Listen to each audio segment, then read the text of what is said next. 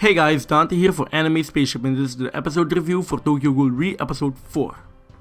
Before we start this episode review guys, I just want to say sorry that this episode review didn't come out on the day that the anime came out. We will definitely make sure that all our other reviews will come out on the same day. If you guys want to see any other anime reviews from old or new anime, just make sure to leave it in a comment and like this video. Without further ado, let's get right into it. So the episode starts with Toru on a floor confused because she didn't know what happened. Then we go to a scene showing us what happened, that when Toru was in the car with Yuzo going to this party, they put sleep gas in the car so Toru and Yuzo could fall asleep. So the episode begins actually with two clowns on the stage, and they're like just doing funny jokes to make all the other ghouls laugh. Everyone's there. It's like the auction is just about to begin, and then they let like a house come down by pulling a rope, or like a whole scene comes down on the stage, and then the host comes out. When the host comes out, it's like they started their first auction, and the first auction was actually on a old generation actor, and then they're starting like auctioning on him at, they started at 10 million and I think they ended it on 18 million. So basically there was this like auction versus auction between Big Madam and the other billionaire ghoul with like the glasses, the old man. They were auctioning the actor off, and the billionaire guy won, and everyone was just looking around and they were like, what, 18 million? And then shortly after that they put a Toru on the stage. The host removed Toru's eye patch and was like, oh, she is a one-eyed ghoul. She will also be started at 10 million. So they were going back and forth from 10 million, 12 million. Eventually it hit 100 million. Then it hit it around 200 million. It stopped at 200 million. They were like auctioning off. It was Big Madam versus Master Shoe's assistant, which I still don't know her name or his name or whatever it is. Well, yeah, they were auctioning him off, and Big Madam won. And we saw a moment when Master Shoe's assistant went on his or her knees and was like, no, Master Shoe is not gonna be happy with me.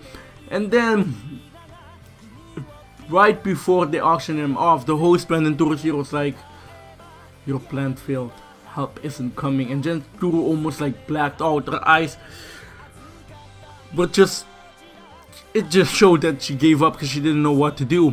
After that they started escorting Toru to where like Big Madam wanted her, they like to a box or cage or whatever.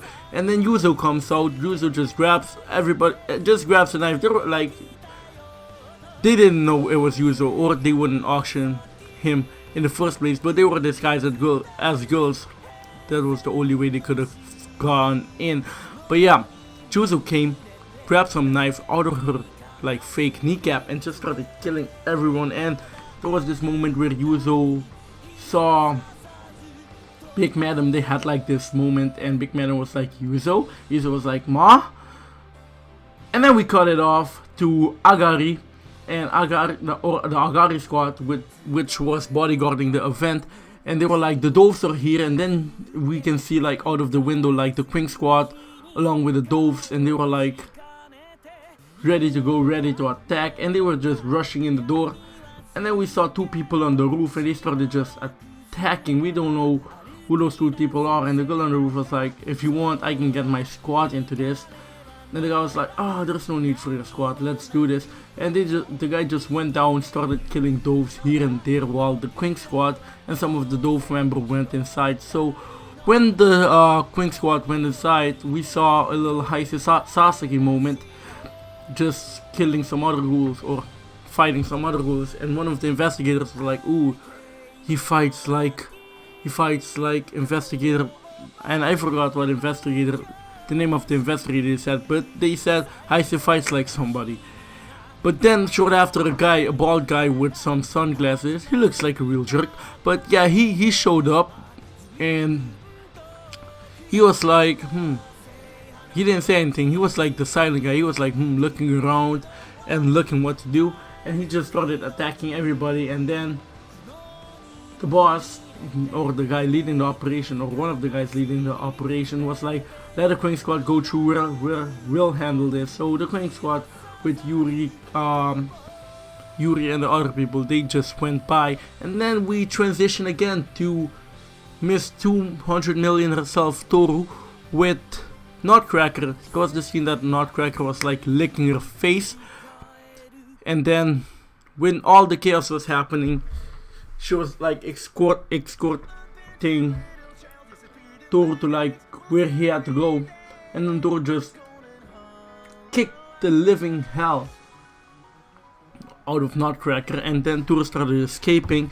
But shortly after, Toru ended up in a room face to face with Master Shu's assistant, which shortly after was stabbed in the back. Not like stabbed in the back, like not the term stabbed in the back was, but actually stabbed in the back by Torso. Like Torso just stabbed him in the back, then him fall, and he was like, ah! He fell in the ground, and then his torso just started punching the living hell out of him. And then he went closely to Toru and was like, my precious Toru, remember me? It's me, Torso. And then the other guy woke up back and like, boom, hit him with his Kagane, knocking him out, almost killing him.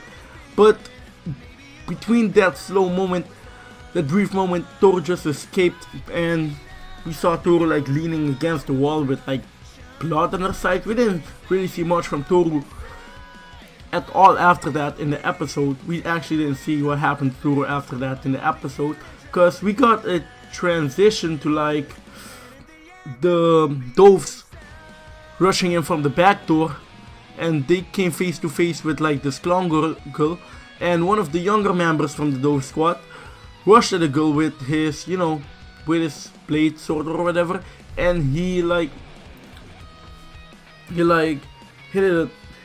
her with it, and he actually thought the girl wasn't going to die, because the girl was like, please forgive me, don't kill me, spare my life. And just when she said spare my life, she stabbed the guy with her spine Kagane right into the guy's gut, killing him instantly.